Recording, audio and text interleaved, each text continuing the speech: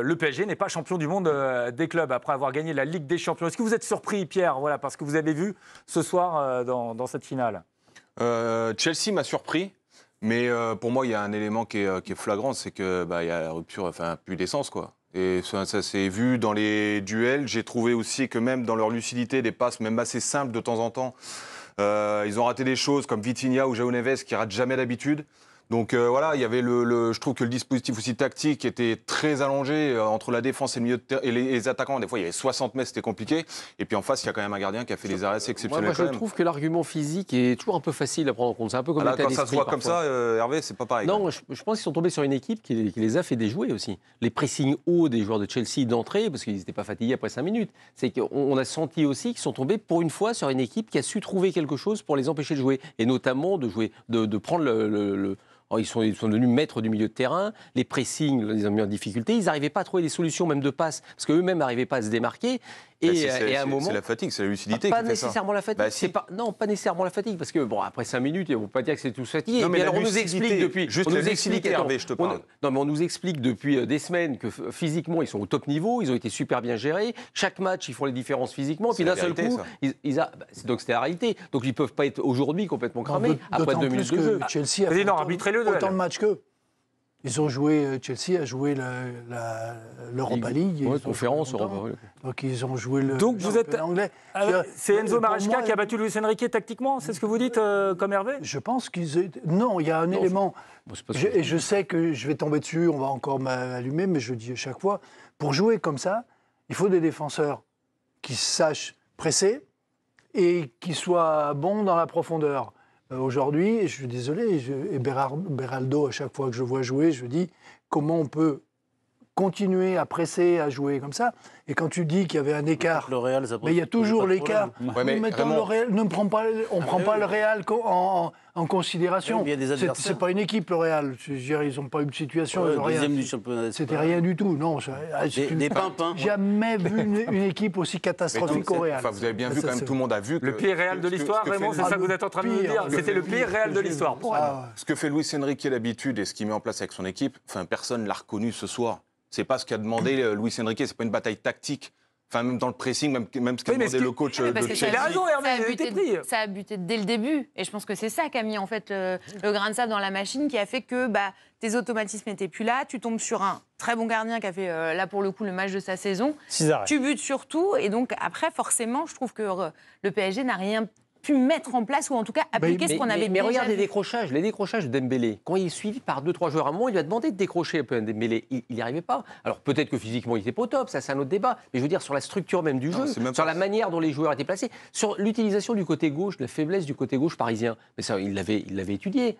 Ils se sont bien rendus compte qu'à partir du moment où les joueurs montaient, parce que physiquement ou pas, si tu es à 50 mètres de tes buts, quand la balle part dans ton dos, c'est difficile. D'habitude, quand tu as le côté gauche, quand tu as Nuno Mendes... Non, mais quand tu n'as pas de show qui est là, qui met de l'impact sur les balles...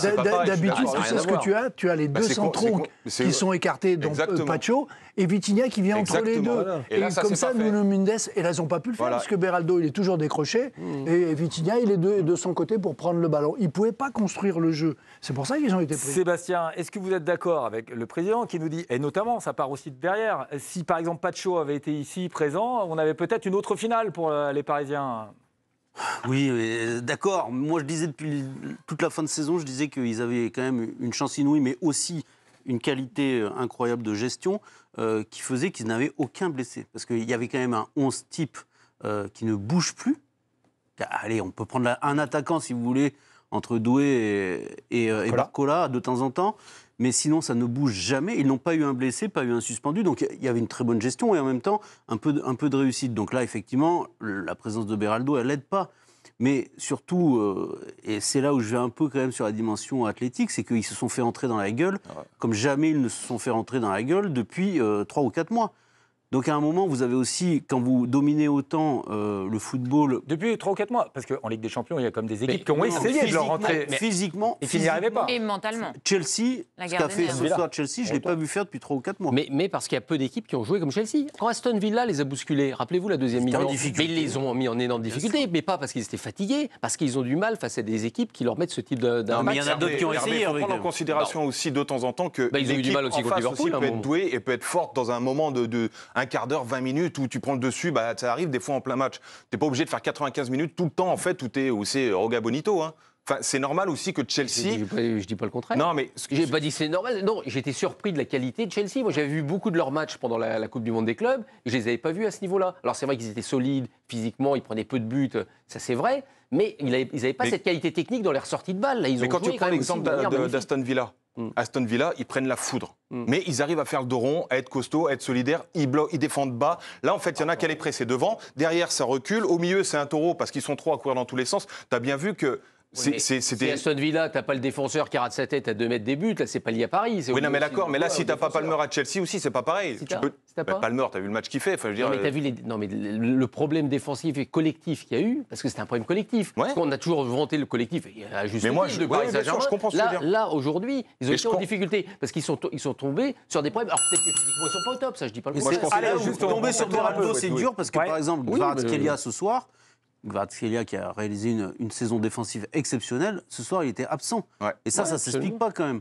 Et du coup, sur le côté gauche, effectivement, il y avait des difficultés importantes. Alors, il y a ces absences, et puis il y a Émilie, on a vu des joueurs s'énerver. Alors, il y a certainement la frustration, mais on a vu de l'énervement. Est-ce que c'est dû, et notamment, cette défaite à la tactique, au physique, au psychique aussi peut-être des Parisiens. On met ça sur le dos de quoi, on va dire, ce lourd score en plus, hein, ils sont passés à côté. Pour moi, c'est sportif à la base, parce qu'ils se sont fait manger clairement sur le terrain, ils n'ont pas vu venir le truc, et après, il y a une sorte de guerre des nerfs où Chelsea a très bien joué le coup, parce qu'en fait, ils ont réussi à les agacer constamment, et on a vu les joueurs du PSG être complètement hors d'eux et s'agacer parce que ils n'ont pas eu de toute façon la place sur le terrain et que du coup rien n'est allé dans leur sens. Donc pour moi il y a eu aussi la guerre des nerfs que Chelsea a gagnée de A à Z. Et alors excusez-moi mais moi je l'avais pas du tout vu venir. Chelsea en finale quand claque 3 comme ça de façon totalement naturelle et en plus qui prend l'ascendant psychologique, respect pour cette finale que j'avais vraiment pas vu venir. Et puis Tanguy nous disait, 6 arrêts quand même de gardiens, où à un moment donné, c'est ça. Enfin, il y en a eu d'autres côtés. Aussi. Hein. Il y en a eu d'autres côtés. Il y a eu plus de tirs du côté de Chelsea que du côté de Paris. Émilie vient de dire quelque chose d'intéressant. Je ne l'avais pas vu. Merci beaucoup. Et c'est la première fois de la saison. Première fois. Et je vous en c'est la première chose intéressante qui a été dite sur le plateau depuis le début de l'émission. Hervé a beaucoup parlé aussi. Hervé et Pierre ont beaucoup parlé. Mais elle a parlé du statut de favori en fait de cette équipe du Paris Saint-Germain qui arrive maintenant avec un nouveau statut. Est-ce que ça a pesé ce soir, vous pensez? Est-ce que c'est difficile, Sébastien, à assumer ce statut de favori? Il l'assume depuis un petit moment maintenant. Et en revanche, le fait est que les adversaires, ils vont regarder ce qui se passe et comment, bien sûr, il faut jouer contre Paris. Je pense que parfois aussi, à un moment, Chelsea a été capable de jouer long pour éviter le pressing, tout simplement. Puisqu'on n'arrête pas de parler du pressing de Paris, il y a un moment, le meilleur moyen de s'en sortir, c'est parfois Et regardez la possession, 66% ce soir de possession, par exemple, de Paris. Oui, mais la possession, on peut toujours en discuter. Oui, la preuve en est. Mais donc sauter le pressing de temps en temps, Paris devra apprendre à faire avec. Et il faudra faire attention pour Paris qu'effectivement, il n'y ait pas d'écart entre les lignes comme ça. Et tu te retrouves dans des situations de 1 contre 1, je pense notamment en seconde période avec l'entrée de Delap. Et là, ça fait mal, parce que si vous avez un joueur costaud qui prend bien le ballon, qui est capable de jouer de haut but, ou qui est capable aussi de prendre la profondeur, vous vous retrouvez dans des situations de 1 contre 1. Forcément, c'est le jeu de Paris. Tanguy, vous avez des réactions, c'est ça, sur l'agacement parisien? Alors, on rappelle qu'il y a eu un joueur expulsé pour le Paris Saint-Germain en fin de match, c'est João Neves, expulsé pour un mauvais geste sur Cucurella. Il y a également Luis Enrique, ça c'était à la toute fin de match, à l'issue de cette rencontre. Il est venu mettre une petite giflette dans le visage de João Pedro, donc un peu de tension sur cette fin de match entre Paris et Chelsea. Et ça, par exemple, c'est insensé. Parce que... une giflette, pas amicale, donc une vraie giflette... Pas amicale, non, pas amicale, il était énervé. Ouais. Donc là, il sera sous le coup d'une suspension. Ça peut être dans le rapport de l'arbitre. Faut voir. Faut voir. Oui, ça peut, oui. Faut voir. La FIFA qui est au fait des institutions... C'est le match de la FIFA, mais il n'est pas expulsé. Donc c'est une décision. Il peut être expulsé après match. Après match, il n'a pas été expulsé. Non, mais après match, il a pris un carton jaune. Visionnage des images, ils peuvent. Ah non, mais par contre, c'est terminé. Non, ils pourront la FIFA. On peut mettre des claques des joueurs dans le couloir. La FIFA va le suspendre pourquoi? Pour des C'était sur le terrain. Pour des matchs de la FIFA. Oui. Donc ça s'impose pas à l'UEFA. Ça s'impose pas à l'UEFA. On va suivre ça dépend le degré de. Quand c'est pour des actes violents, ça dépend. Mais franchement, moi je sais qu'on n'est pas forcément d'accord avec Émilie. Moi, j'ai pas vu dans l'attitude des joueurs de Chelsea quoi que ce soit de vraiment répréhensible et de vraiment agaçant. C'était un match de foot de très haut niveau. Mais non, mais en fait, tu as le droit d'avoir des adversaires. Tu as le droit aussi de simuler tout le temps. Tu joues contre les pupilles de Saint-Germain-en-Laye, les moins de 12 de Saint-Germain-en-Laye, ça se passe bien. Mais écoute, il n'y a pas eu. Les mecs, tu lui as tiré les cheveux. Qu'est-ce que c'est que ces histoires? Alors, pas tous en même temps. Pas tous en même temps. Enfin, d'où tu vois ça? Mais parce que, en fait, c'est sur le terrain, tu prends 3-0, t'as les nerfs, ça arrive. Si t'es content de prendre 3-0 quand tu joues au foot. Non, mais là, c'est pas ça. J'ai pas vu d'attitude des joueurs de Chelsea. Est-ce que vous avez identifié l'attitude de Chelsea? Elle a été maligne, elle a été intelligente. Ils ont géré le match, ils ont géré leurs émotions. Et ils les ont à chaque fois allé travailler et des mots et des vas-y, je te pousse et que je te mets un petit peu. Et les mots, c'était les Parisiens. Arrête, Seb, tu sais très bien comment ça se passe sur le terrain. Ben si, quand Cucurella le pousse pour éviter, rappelle-toi de Messi qui met un coup de poing à un moment donné, c'est exactement la même action. Lui, il tire un petit peu les chevaux. Le nombre de fois où Caicedo a mis des boîtes dans les tendons des joueurs et quand l'Inter, ils en ont pris 5, ils auraient dû mettre des taquets partout. Je veux bien, mais si tu veux pourrir le match, il faut pouvoir le faire. Là, ce soir, Chelsea a géré le match parfaitement, uniquement dans l'attitude. Raymond, ils ont joué un match. Raymond, finale de Coupe du vous Monde qui étiez maître de vos nerfs sur un terrain, on se rappelle, voilà. Complètement.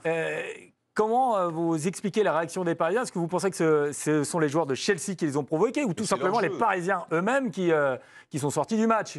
C'est leur incapacité à arriver à construire quelque chose, à s'énerver. Et c'est vrai, je suis d'accord, elle la provoque. Ils sont venus en permanence. C'est de l'intensité. Si, ils ont mis de l'intensité athlétique dans les combats. Ils sont rentrés.